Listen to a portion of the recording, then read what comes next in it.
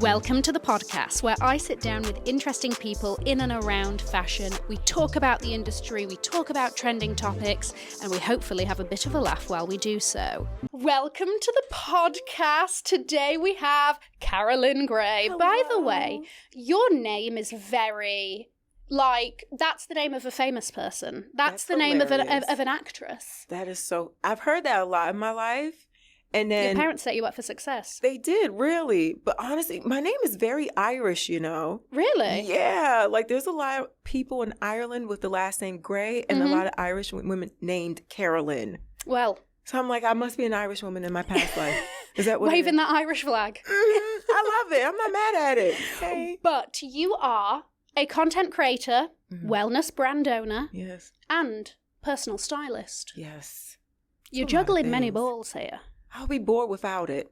Well, there we go. You've got to keep it going. Now, but one of the reasons why I really wanted to have you on here, apart from the fact that you're fabulous, is you have lived many a life. And I want you to start off with, and I only learned this about you last week. Yes. So you went to FIT, majored in merchandising management. Love that. Yeah. And what was your first job out of university? My first job, I was a security girl at Barney's, New York. So this shocked me because when I look at you, I don't see security. Me either. I don't know what made them pick me for that. I mean, yeah, I was in the fitting room. I was spying on people. I was, getting the old ladies that were thieving in there. But it wasn't a lot of physical work at all. Okay, I was just watching the surveillance. things. Yes. I see. I had no muscle to do any of those things. We had men in suits for that. Was there one recurring thiever that was like, oh, she's back again? I mean, it wasn't a particular one. Okay. But the reality is... There's a book at was a book, rest in peace, R.I.P. right? Wait, side note, have you heard that they're doing a collaboration with Forever 21? And I don't understand why. This is just what has gone on? It's like they want to just put Barney's name anywhere. Sims, press the randomize button. That's what that is. Yeah, I really don't like it. I know. I haven't seen anything from it, but I don't like it. Same. Carry on. There's a book. Well, there's a book at Barney's. So... all the photos of any thief are in that book, right? And most of the book were little old white women named Barbara who lived around the corner from the store who just had a thing about, they were kleptos. And they would always just discreetly take little things off the counter, and then we would just roll up to them and say, ma'am, you have to come with us. And then they'll go to I don't know where they went afterwards. I'm like, do you even take these types of people to jail? They're so small and frail. But they're thieves. So it really shocked me. I love the fact that they're doing it because maybe things are mundane and they're just like, do you want to know what? Should I just try and put this in my purse from Barney? For the thrill of it. For the thrill of it. They're like, I want to feel young again. By being a thief, it was too dangerous. But it was a really fun job. I learned a lot. And it was just when I first started FIT, it was the person who was overseeing the merchandising division at that time for the business side of the school.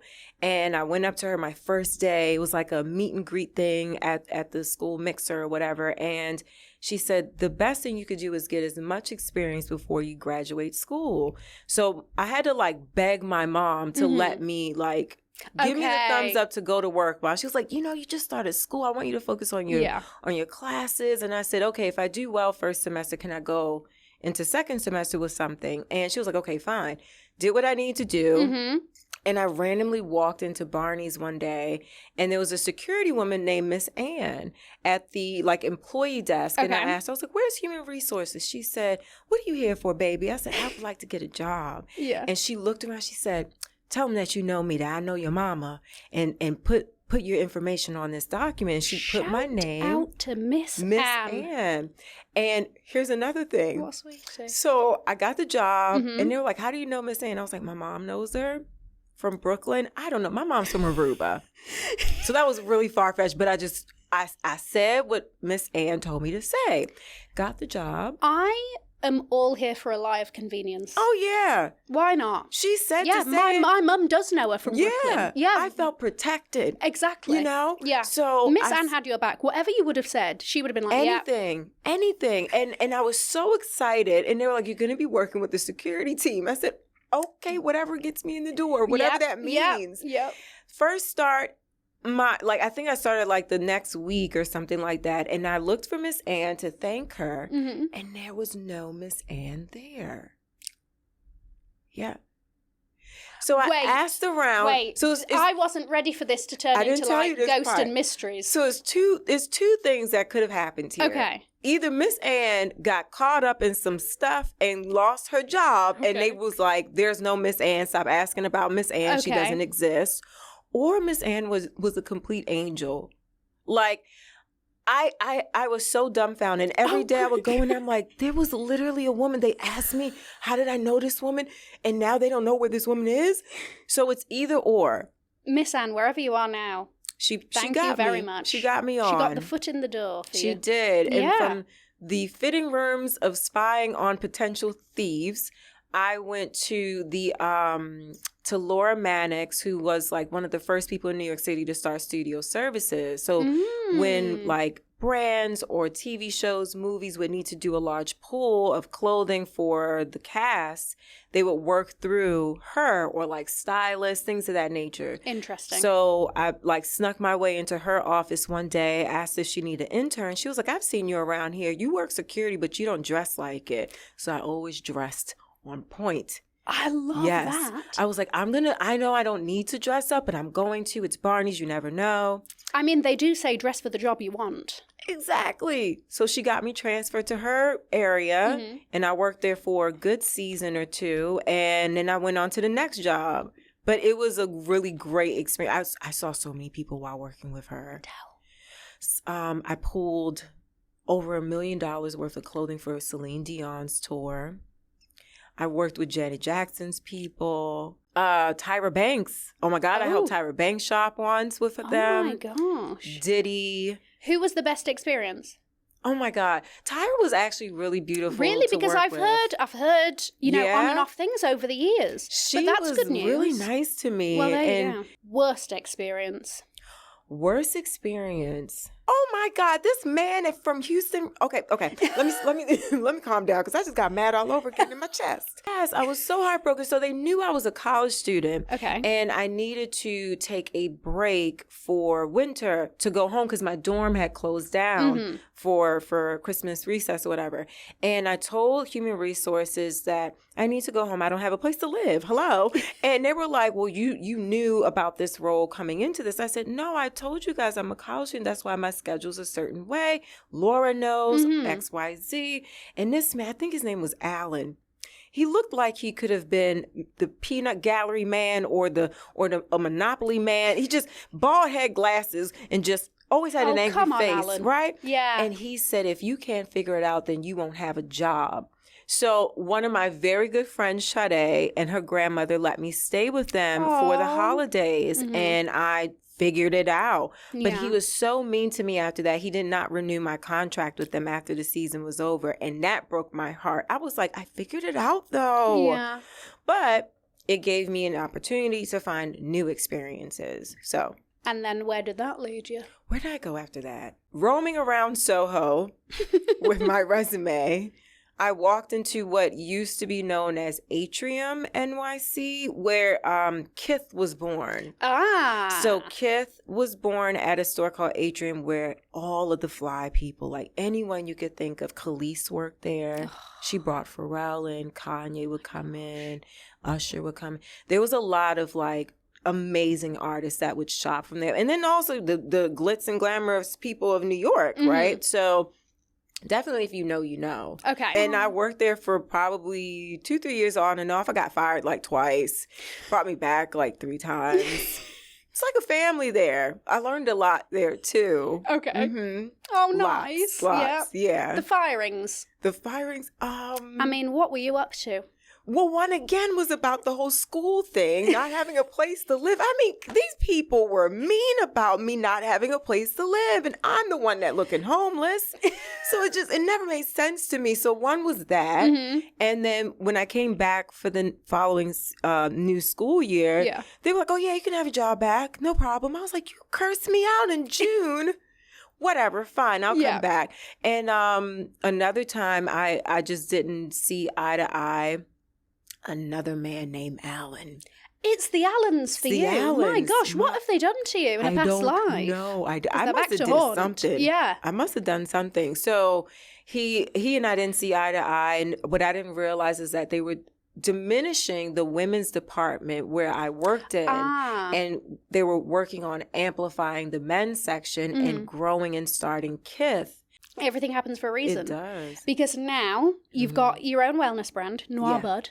Yes. And you're doing content creation. Mm-hmm. And styling. And the styling thing is a little bit more recent, am I right? Yeah. And that's been taking off, which is fantastic. So I want you to tell me a bit more about that. Mm-hmm. But also, I was surprised when you told me that you were doing the styling, because I was like, I'm surprised you haven't been doing this already. Because your style is really unique and fabulous. Thank you. I mean, like, whatever this scarf-like fantastical piece on the top is, I'm obsessed. It's Dries. I love Dries. There you go. Thank you, though. But, yes, so tell me about what was the thing that made you think, do you want to know what? Let me kick off this personal styling. I mean, it started with content creating. And at first I started content creating with a beauty brand named Jones Road Beauty, owned by Bobby Brown. And it was just that at first. And then it turned into, well, I want to do some fashion stuff too, just for my own representation. That's what I love the most. And then I rolled into YouTube world. Right. Welcome. And I love it. Oh my God. So I started doing that, and people would start reaching out to me and they were like, do you work with people one-on-one? And I thought to myself, after Atrium, in between all the breakups, right? I worked at like Saks Fifth Avenue. I worked at Nordstrom's. I've worked for many different stores, like luxury stores. Yeah. And even Elle Magazine, where I was assisting a lead stylist under Josie, who was the creative director at that time I was there. And I was like, I mean, I could do one-on-one style. I used to work with clients all the time in stores or at the magazine or whatever. Even my friends will ask me from time to time, can you help me put together a look? So I said, okay, let me figure this out. And I started to take clients and develop my business around it, like through each experience I was having. I was like, okay, I'll do this next time. I'll tweak that. Yeah, you learn every time. Exactly. Because my next sort of offshoot question for this was there any element of fear involved? Because I think that as we get older,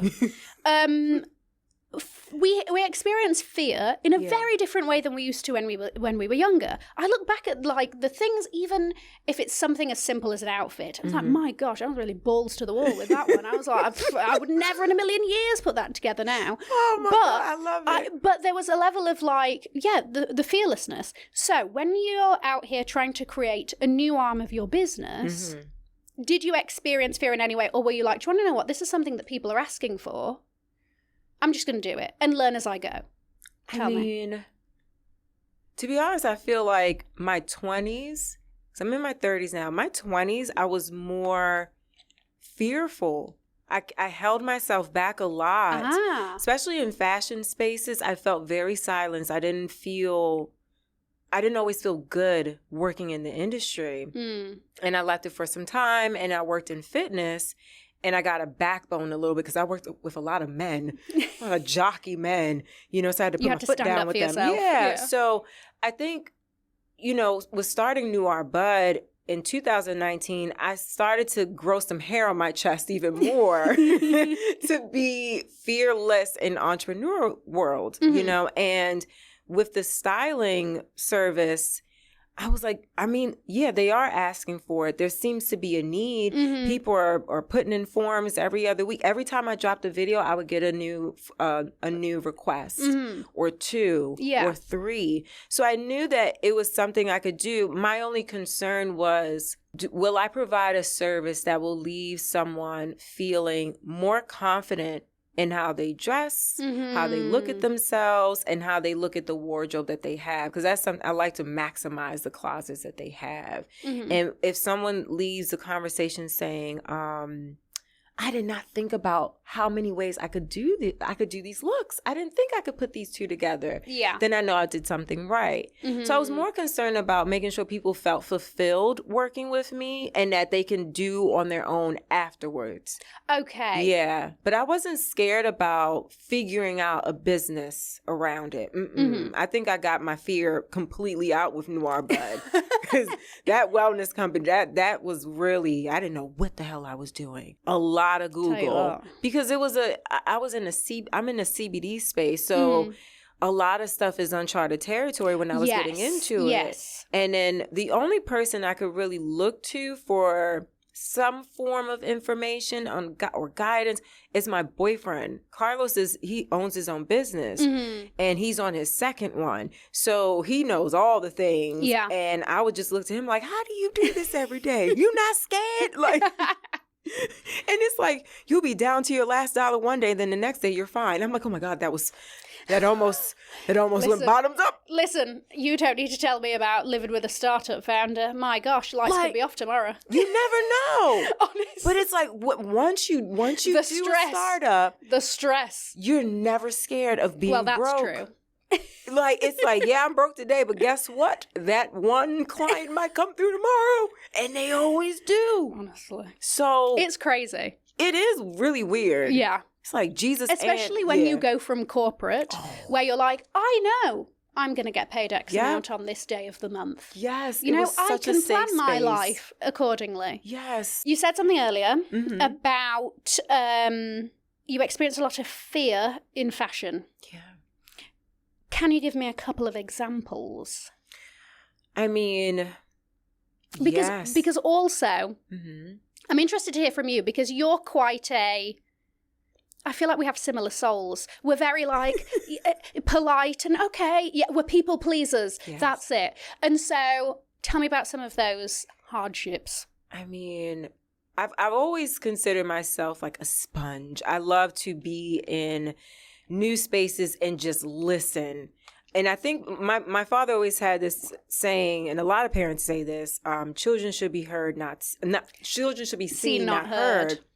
So even in any new workspace, I'm like, I consider myself a child in this new workspace. I'm a baby. I'm going to grow and learn by listening and looking and observing.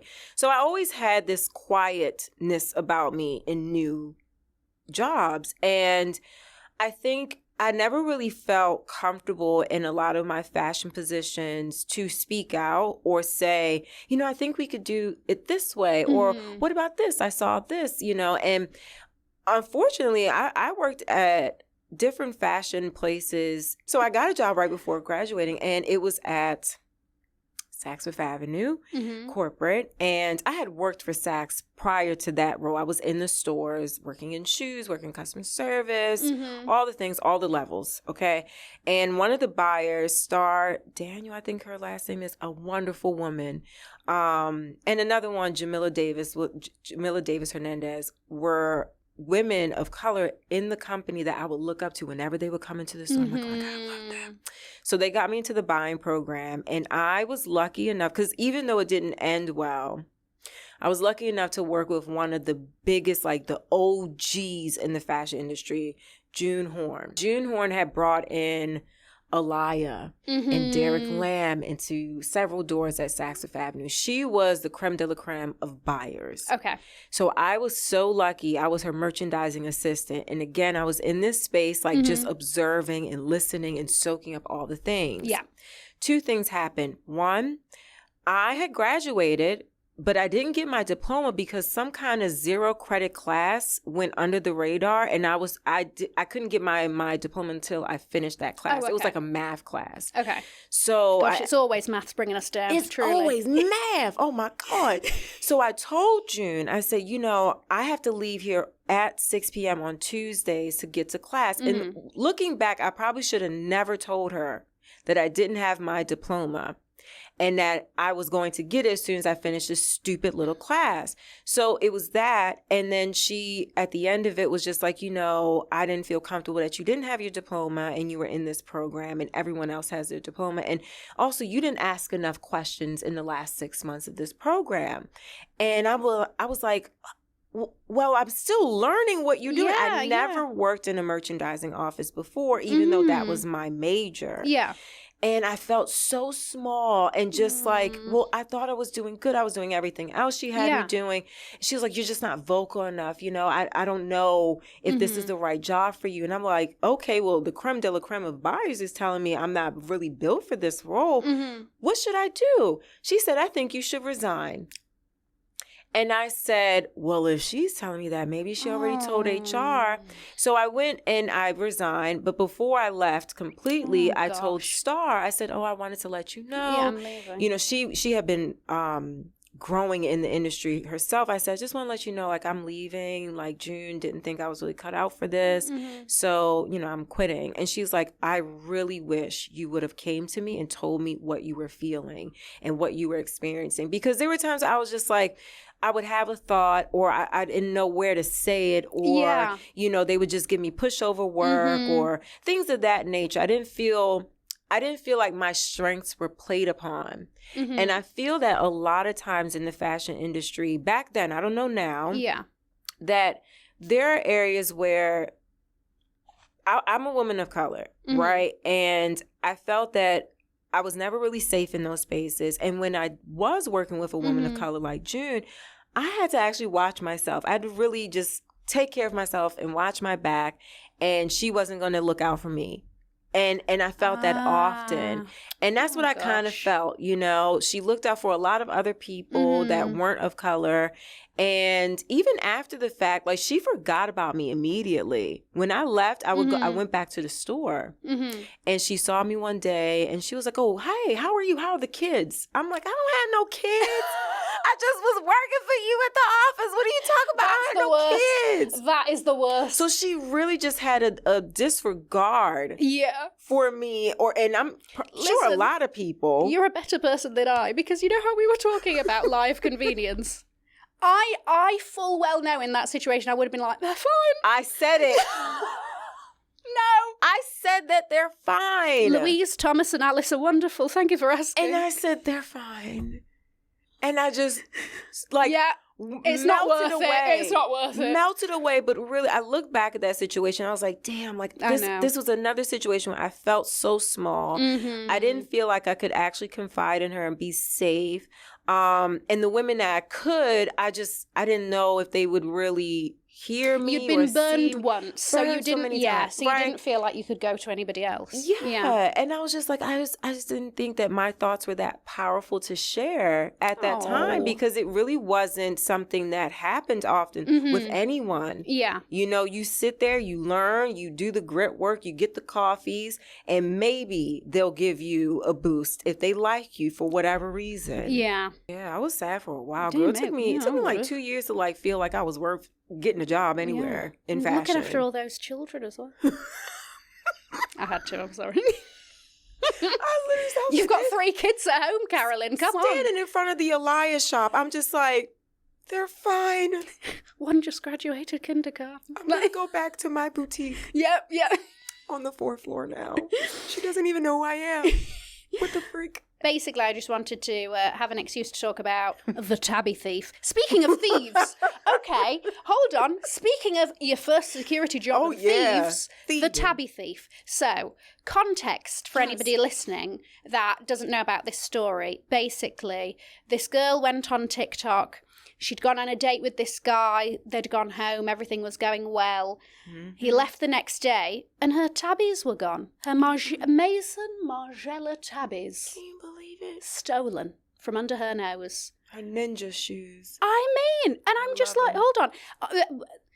Things ended up coming back. I mean, he had to return them, I think, at one point because he was getting too much heat. Oh, yeah. Because I think this wasn't the first time. And hold on, he gifted them to his girlfriend. Which is wild. Hold on. Dirty, dirty man. You dirty dog. What is going on? I couldn't believe it. At first, I was like, is this real? And then I made sure that my tabby shoes were tucked away nicely in You were case like, hold on. we had any random visitors in our apartment, whether it was a maintenance man or a new friend. I don't know. I was like, I want to make sure no one can see where my tabbies are in this house. Not even Carlos. Okay? He would never. But I'm just saying. Yeah. I don't think he really loves the ninja-esque looking aesthetic, but I love him. The toe divide. Yeah, love me a good toe divide. But it reminds me of that Sex and the City episode where like the thieves started stealing like Manolos. Yes. And stuff like that. It's like, hold on a second, people are really catching on to how valuable these things are now.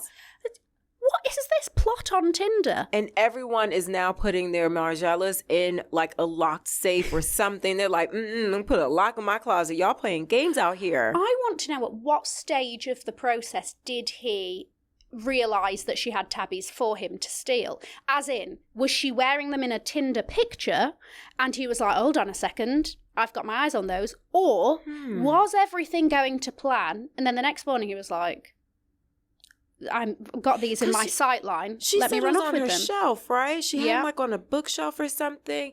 I mean, I feel that maybe she wore them on the date or, you know? And then the dirty man gave him to his girlfriend. I mean. So then you're going to soul tie with one lady who's open to you, right? You take her shoes and then you give them to your girlfriend. You're just cheating and stealing all over the place. My God. That's New York for you, though. New York it's rough out here. I would not want to be single right now. Oh, absolutely not. From what I've heard of people's experiences, dating here is the trenches. So, I have a segment. I like this one. The Wheel of Nosiness. Now, yes. I will say, my wheel has broken. The website that I was using for the wheel, I went to click on it today. It said 404 not found. But your soul is strong. However, I do have a list of the questions. So, I will be the wheel today. Yes, I love it. I'm so excited. Okay. The first question. Fashion item you're sick of seeing. Forgive me. Yeah. Telfar bags. By the way, you came out with that very quickly. You knew exactly what you were going to say. It is an ick. So, okay. It's known as the Bushwick Birkin. I live in Bushwick. So can you imagine how often I see this damn bag? I'm tired. The only one that I really liked at all was the Eastpak collaboration, which is very it's functional. It has its ways, right? And then I can understand why people like the UGG Telfar collab. But I just can't get with it. Eye fatigue. Yeah. Is there one size that's particularly popular that you're seeing around? The big one. I keep seeing they keep carrying the big ones. BBE. Can't and get then away they from like it. peel a little bit. So this is what I've heard about Telfar is the quality. Because it's not leather, it's a vegan leather. Exactly. And I have heard mixed reviews on the quality of the bag. That's what I'm saying. I'm like, come on, let's rev it up a bit with the quality, guy. Yeah. I mean, I like the little duffel one. Oh, yes, the round one. That's cute. Yeah. Mm-hmm. But I mean, I think the small ones are quite cute. But I Those do are wish better. that the strap was detachable. That would be nice. Because it's just sort of hanging. Yes. If you don't want to use the long one. Yeah. Even the Melissa collab. I thought that was detached. But I thought that was great for the beach. But you've made it hard now. So when I see certain styles, I'm like, okay, I get it. Mm-hmm. But when I see the regular color ones, I'm like, damn, y'all not tired of this yet? Is he not tired of designing it? Love and respect to everything that he stands for, what he does, even the Olympic collaboration that he did with the clothing. I was like, this is smart. I love it. But I'm sick of those bags. Yeah.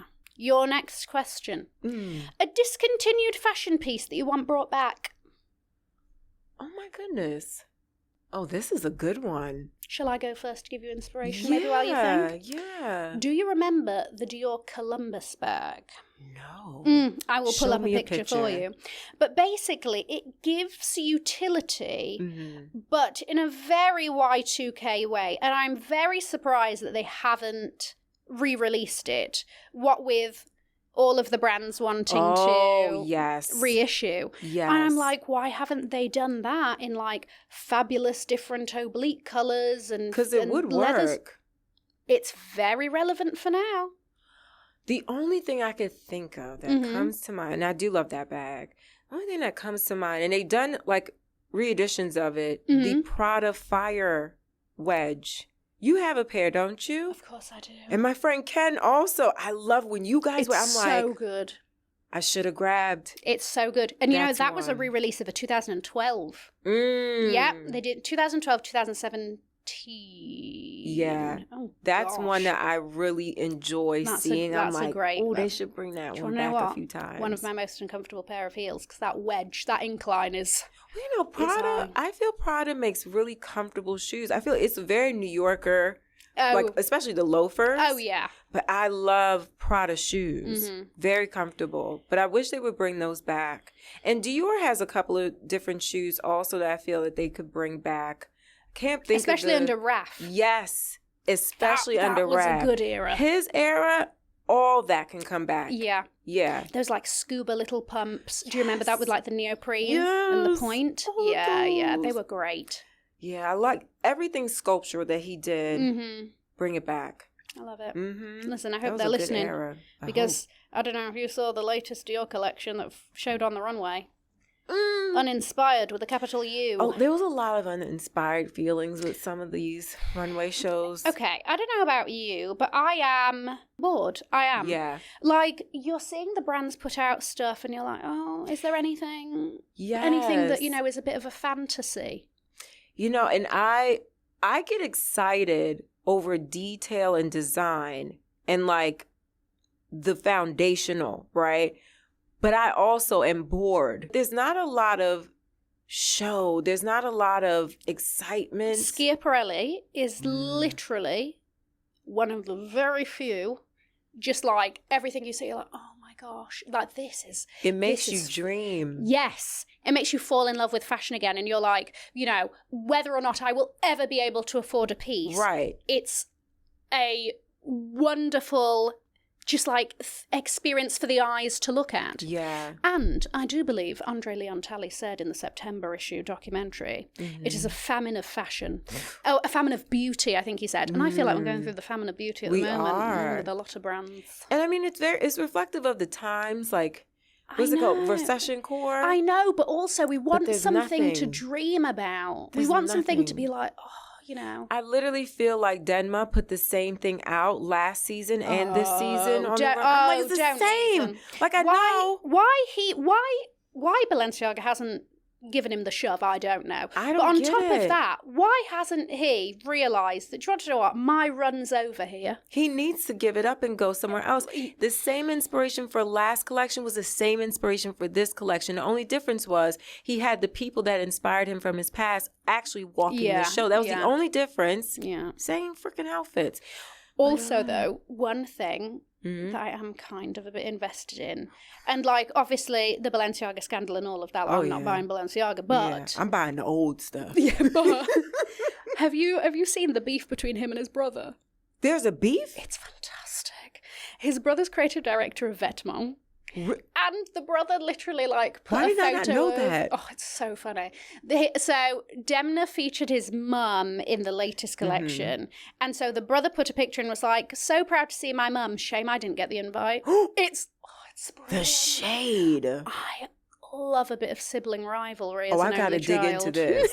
Because every so often I'm like, what's Balenciaga? I'm not looking at them. I'm not looking at them. I've definitely overlooked this sibling situation. I didn't know this existed. Yeah. Our last question. Yes. Our last wheel of nosiness. Favorite designer, dead or alive, and why? Oh. Wow. Speaking of a lack of inspiration. I was thinking about this.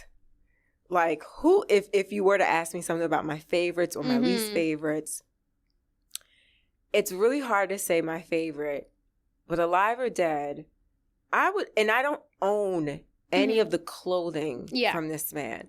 Azzedine Alaïa. Oh, yes. I love everything about him, his legacy, who his muses were. I mean, Tina Turner was one of them. And like that in itself, I'm like, he's a man after my own heart. Like he gets it, you know?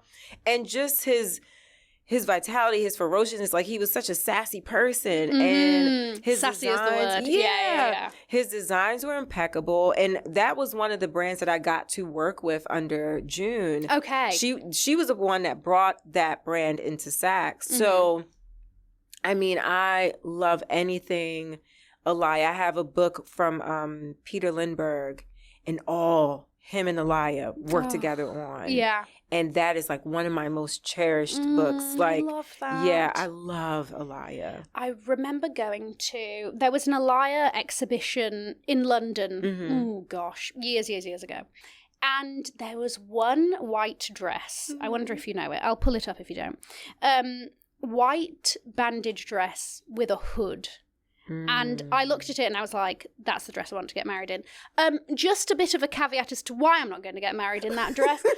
It's not available, all right? It's not available. I mean... And it's probably one of those vintage pieces that if you find it on First Dibs, it's going for 80,000. Oh, yeah. 1,000%. But, oh my gosh, this is just... And I do appreciate the direction that it's under now. I feel like I'm more of that customer, doing well. Too. Yeah. I'm really, like, happy with sort of the trajectory of where he's taking things, because everything is just, it's sexy, but it's elegant and chic. And sometimes I think sexy, there's a fine line between too much and not enough or whatever. And it's just, because they're onto something. The ability to be modest with the designs too. And I feel like they definitely, oh yes, I know that dress. That is a stunning piece. I know. And that's what I mean. If anybody owns that's this the dress, legacy. Can I rent it for my wedding? I'll rent it. I mean, that would be amazing if we could. Then again, that sample size. Listen, even if I get on Ozempic, I've not got a chance. Oh my God, there's so many people using it. What's hilarious is that, like, now Nia's a bit well versed with the Ozempic epidemic. Really? That he'll send me somebody and be like, definitely on Ozempic. Oh, and I'm like, the shade, Nia. Oh, I love it. I love gossipy Nia. It's the best thing. Yeah. When they get into our things, it's the best. It's so funny. Yeah. And it's so anytime you post. I always have to catch up on like Wednesdays and Thursdays, Fridays episodes like on the weekend. But Monday morning, I'm good for. It's 8 a.m. Put it on. She's on. It's like a morning news show for me, honestly. I love it. And here goes Carl. I'm on it. Watching Cassie. Or if I'm watching someone new, he's like, "Who's that? Who's that?" Yeah. Why is their format like this?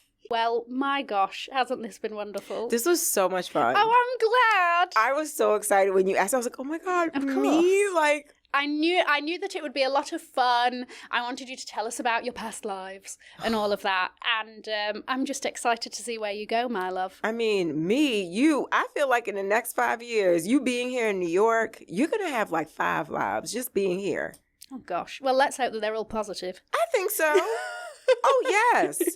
You got a lot of us that have your back here. We're not going to let nothing crazy happen to you. And you are really a wonderful woman, and the way that you are just masterminding your own world and lane in New York, it's very exciting to watch. Oh, you are doing your thing, Missy. Very proud to know you. Stop. I don't know how to deal with compliments. Okay, I'm English. We don't have to worry about you. That's all. We don't have to worry about you. Okay. You've got it. Thank you for having me on. Of course, plug yourself, please. Where can everybody find you? On all the platforms at It's Carolyn Gray. It's me. The links will be below if you're watching on YouTube, and if you are listening, it will be in the show notes or the description box or whatever it's called. Please throw me a 5-star review on anywhere that you listen to podcasts if this was better than your last Uber ride, and I hope that it was. Love that. And I will see you for the next one.